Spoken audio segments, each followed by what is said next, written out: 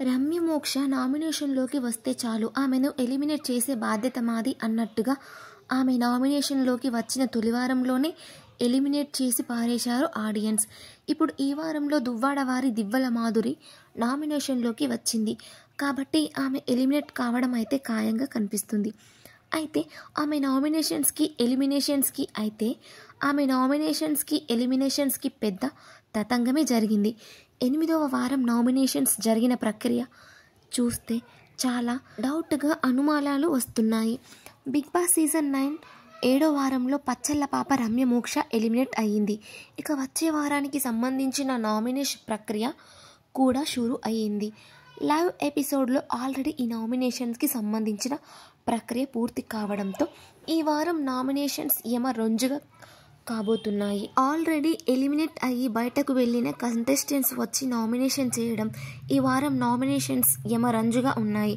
అంతేకాదు వాళ్ళలో నుంచే ఒకరిద్దరు మళ్ళీ రీఎంట్రీ ఇచ్చి హౌస్లో కంటిన్యూ కాబోతున్నారు.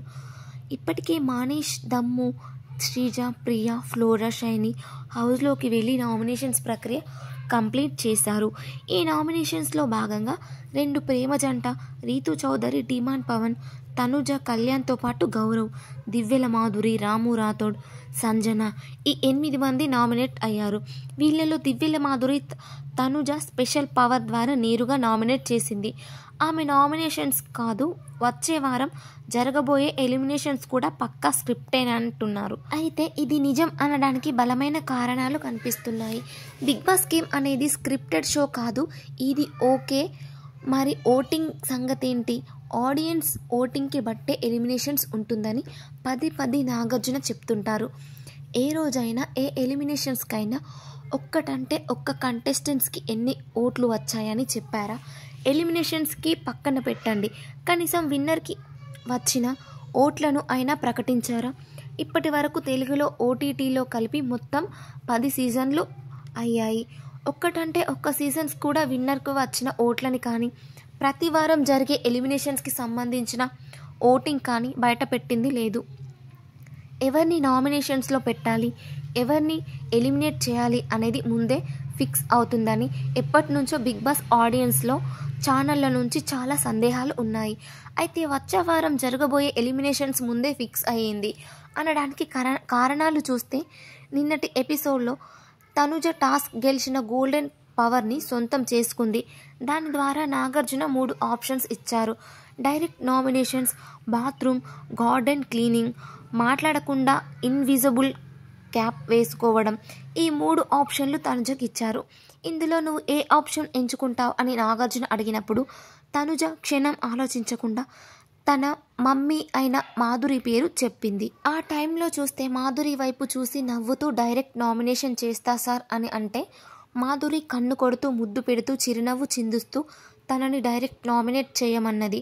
మాధురి, తనుజలు ఇద్దరు ఒకటే కంచం ఒకటే మంచం అన్నట్టుగా ఉంటున్నారు.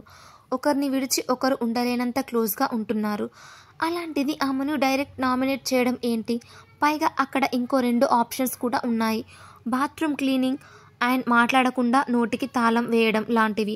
అలాంటి చిన్న పనిష్మెంట్స్ అనేది ఏకంగా డైరెక్ట్ నామినేట్ చేయడం ఏంటంటే అక్కడ ఉంది మరి మ్యాజిక్. ఈ వారం ఆమె నామినేషన్స్లో ఉంటేనే కదా ఎలిమినేట్ అయ్యేది.